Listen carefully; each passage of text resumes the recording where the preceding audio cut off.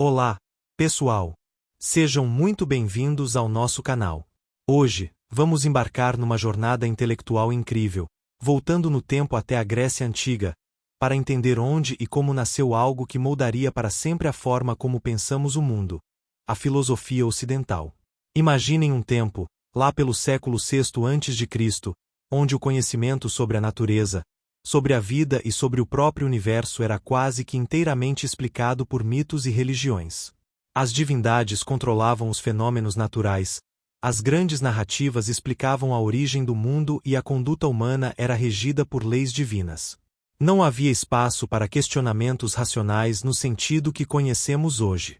As respostas estavam dadas, e eram aceitas pela fé e pela tradição. Mas então, algo mágico começou a acontecer. Em algumas cidades, como Mileto, na Jônia, uma região que hoje faz parte da Turquia, alguns indivíduos começaram a olhar para o mundo de uma forma diferente. Eles não se contentavam mais com as explicações divinas.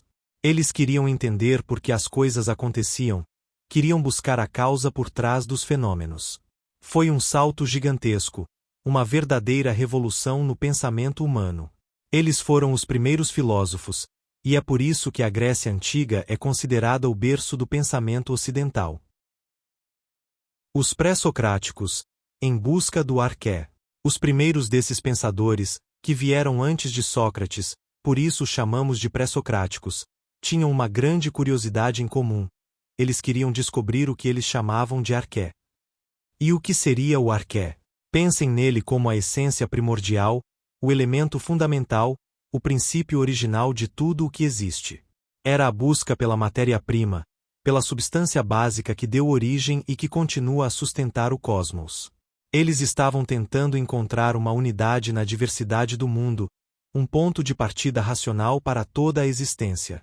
Vamos conhecer alguns desses visionários e suas ideias fascinantes. Tales de Mileto, a água como princípio.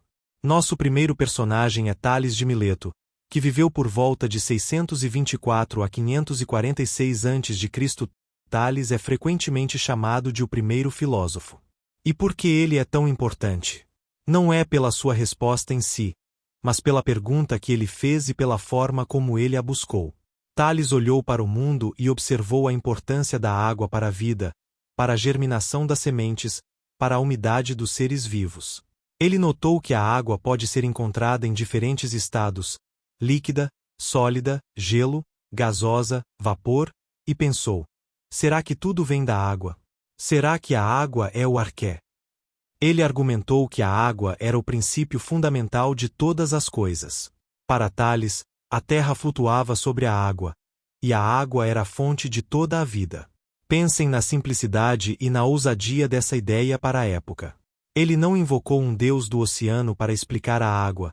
Ele buscou uma explicação natural, um princípio material.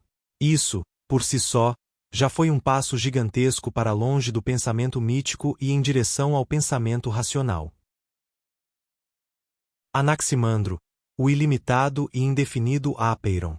Um pouco depois de Tales, um de seus discípulos, Anaximandro, que viveu de cerca de 610 a 546 a.C., também de Mileto, trouxe uma ideia ainda mais abstrata e sofisticada.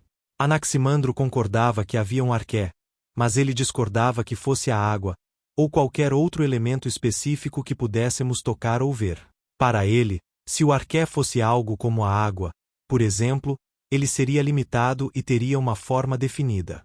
Mas como algo limitado poderia dar origem a tudo o que é ilimitado e diverso no universo?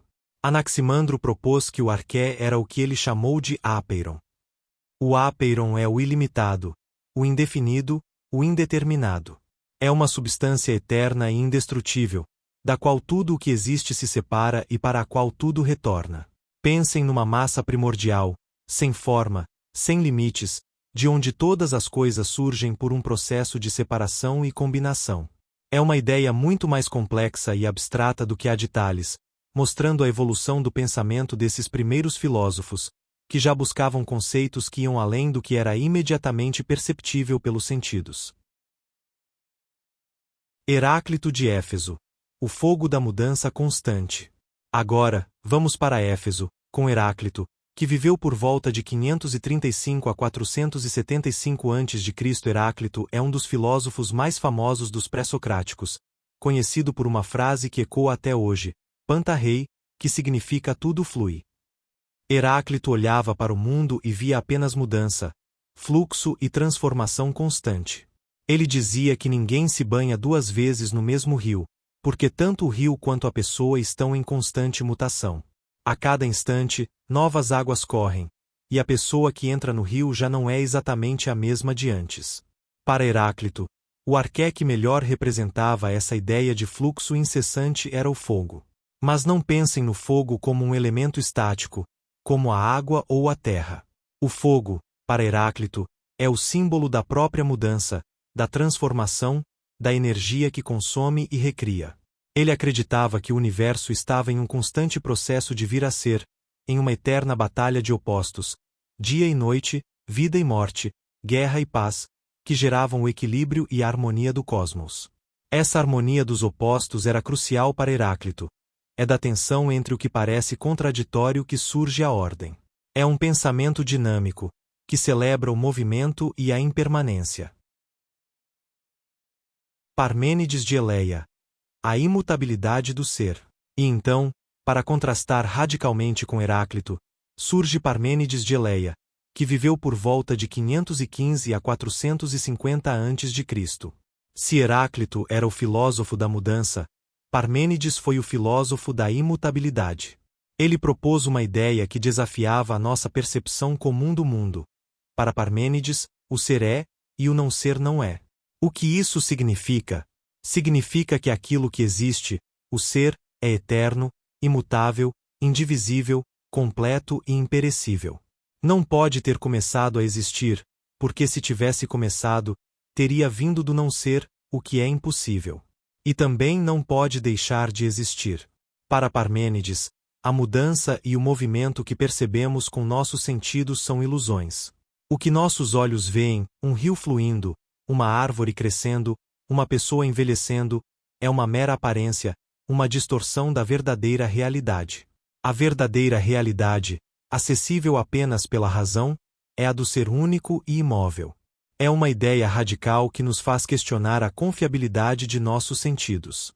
Ele acreditava que só o pensamento lógico e racional poderia nos levar à verdade, enquanto as experiências sensoriais nos enganavam.